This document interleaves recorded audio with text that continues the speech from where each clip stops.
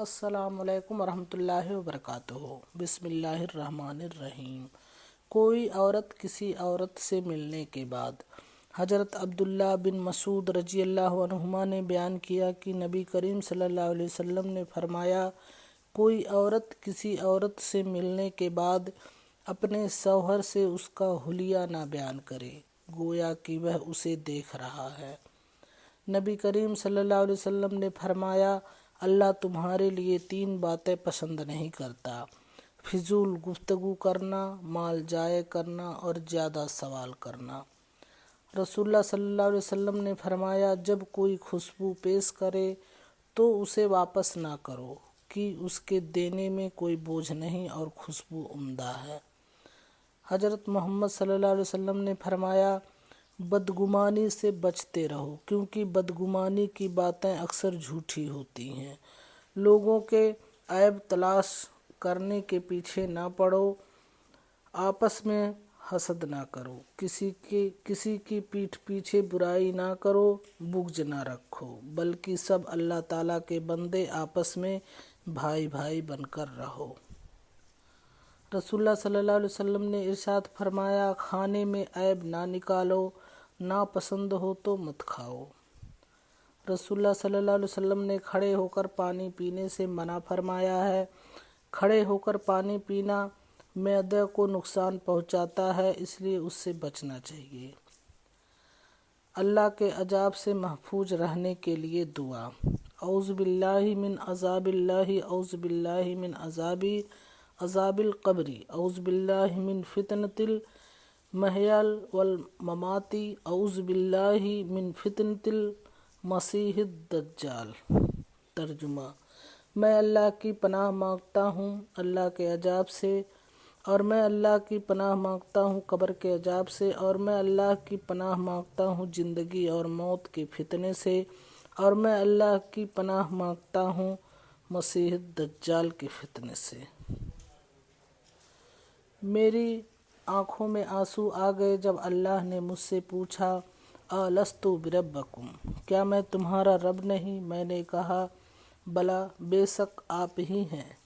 اس پر اللہ نے بڑے لاڈ سے کہا، فَإِنَّ تَذْهَبُونَ، تو پھر کدھر جا رہے ہو؟ مجھے چھوڑ کر کیا کوئی انسان مجھ سے زیادہ محبت دے سکتا؟ قبر کی پکار: رسول اللہ صلی اللہ علیہ وسلم نے فرمایا، قبر روزانہ پکار کر کہتی ہے، میں تنہائی کا گھر ہوں، میں مٹی کا گھر ہوں، کیڑے مکوڑے کا گھر ہوں۔ رسول اللہ صلی اللہ علیہ وسلم نے فرمایا، آباد رہے وہ شخص جو میری حدیث دوسروں تک پہنچائے۔ حضرت علی رضی اللہ عنہ: لوگوں کے غلام مت بنو جبکہ اللہ نے تمہیں آزاد پیدا کیا ہے۔ حضرت علی رضی اللہ عنہ: جب لوگ غصے میں ہوں تو ان کی بات غور سے سنا کرو کیونکہ اصل حقیقت تب سامنے آتی ہے۔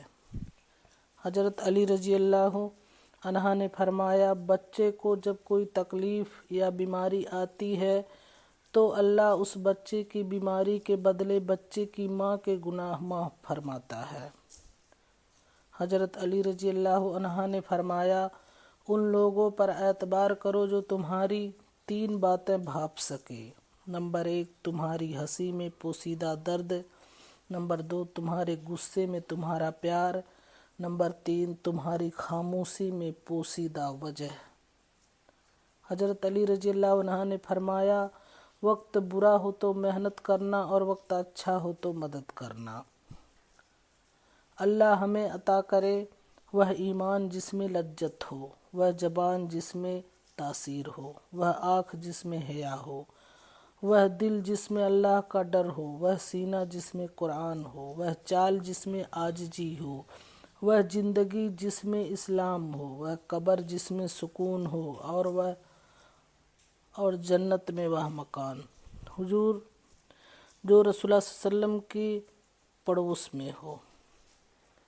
مائیں متوجہ ہوں، بچے بیمار ہو جائیں تو ماؤں کی کیسے جان نکل جاتی ہے کہ اللہ تعالیٰ بچوں کو کچھ نہ ہو، لیکن یہ کیا آخرت میں جو کہ جزا اور سزا کا دن ہے کوئی تیاری ہی نہیں ہے کہ جہنم کی آگ سے بھی خود کو اور گھر والوں کو بچانا ہے۔ یہ کیسی محبت ہے کہ صرف بچوں کو دنیا دنیا دنیا ہی دے رہے ہیں، بچوں کو آگ کے پاس نہیں جانے دیتے کہ بیٹا ہاتھ جل جائے گا، لیکن آخرت کی آگ سے بچانے کا کوئی اہتمام نہیں کرے گا۔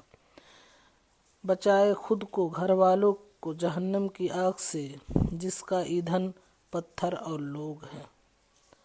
انہیں خواہ کتنا ہی برا لگے، انہیں ہر ناجائز کام سے روکیں کہ رب العالمین کے سامنے کھڑا ہونا ہے۔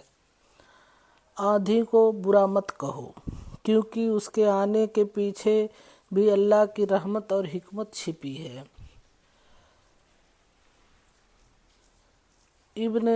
ابن خلدون اپنی کتاب میں لکھتے ہیں کہ زمین پر موسم سرما سے گرمی میں بدلتا ہے تو کیڑے مکوڑے، بیماریاں اور بہت سی موجی حشرات پیدا ہو جاتے ہیں جو اگر زندہ رہ جائیں تو دنیا تباہ ہو جائے۔